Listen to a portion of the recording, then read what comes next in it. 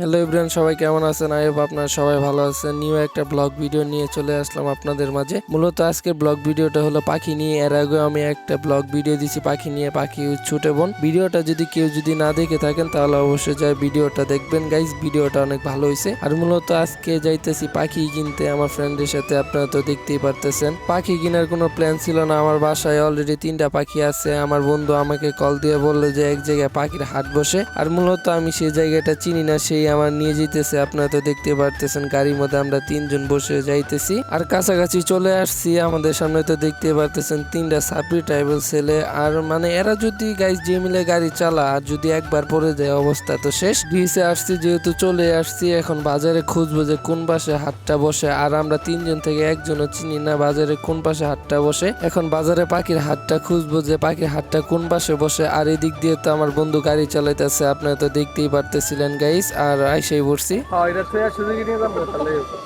Suzuki নিয়ে যাবো বলতে গাইস ওই জায়গায় মানে গাড়ি থাকার জায়গা নাই। আর সামনে একটা সুজুকি গাড়ি, এই জন্য বললাম যে এটা রেখে আমরা সুজুকি নিয়ে চলে যাব।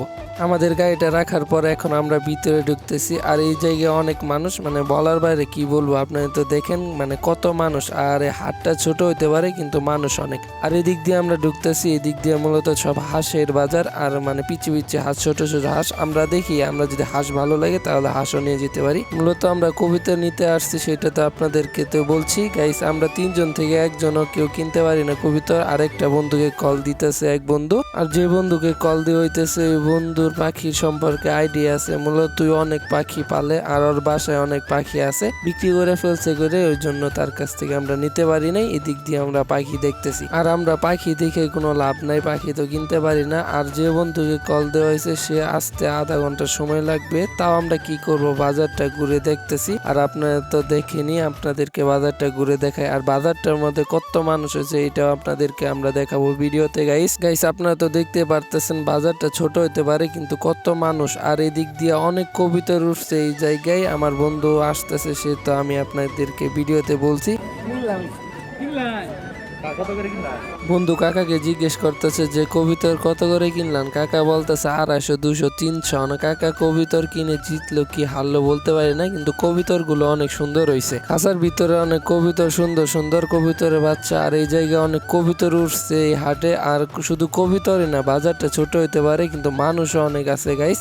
আর এই জায়গায় দেশি বিদেশি কবিতর, শুধু দেশি বিদেশি কবিতর না, এই জায়গায় ডুবি অনেক প্রকারের কবিতর পাওয়া যায়। ডুবিগুলো অনেক সুন্দর। আর এই জায়গায় একটা মুরগি উঠছে, কালো না লালটা গাইস আপনারা কমেন্টে জানাই দিয়েন। আর এদিক দিয়ে শুধু 2টা মুরগি উঠে না, এদিক দিয়ে অনেক মুরগি উঠছে। মানে গাইস এই বাজারটা ছোট হইতে পারে আর মানুষজন মানে অনেক। এই জায়গায় সবকিছু পাওয়া যায়, হাঁস মুরগি, আপনার ডুপি, তারপরে পাখি জাতীয় যত জিনিস আছে, বাজিকা টাজিকা সব এভরিথিং সব পাওয়া যায় গাইস। আর আপনাদেরকে তো ঘুরে দেখালেমি গাইস এই জায়গায় কি পাওয়া যায়। এই জায়গায় হাঁসের বাচ্চাও পাওয়া যায় পালার জন্য। আর অনেক মানুষ আছে হাঁস কিনতে, মানে খাওয়ার জন্য হাঁস কিনা নিয়ে যায়। আর অনেকে আছে হাঁস পালার জন্য নিয়ে যায়। আমরা যেই কারণে আসছি গাইস কবিতর কিনতে। আর এই জায়গায় কবিতর ওরকম আহামরি কবিতর ভালো নাই, আর উঠেও নাই কবিতর। এই জায়গায় মানুষ অনেক, ওই তুলনায় মানে জিনিসও অনেক বেশি পাওয়া যায়। অবশেষে কবিতর পাইলাম না, আর কি করার। এই জায়গায় আমার বন্ধু এক হাঁস দাম করতেছে, কবিতর পাইলো না তো গিয়েছে, এখন হাঁসের বাচ্চা বলে পালবে গাইস। হাঁসের বাচ্চাও দাম অনেক বেশি চাই, সেখান থেকে আমরা চলে আসলাম গাইস। ভিডিওটা ভালো লেগে থাকলে অবশ্যই ভিডিওটা লাইক করে দিবেন, পেজটা ফলো দিতে ভুলবেন না, আর ভিডিওটা শেয়ার করবেন গাইস।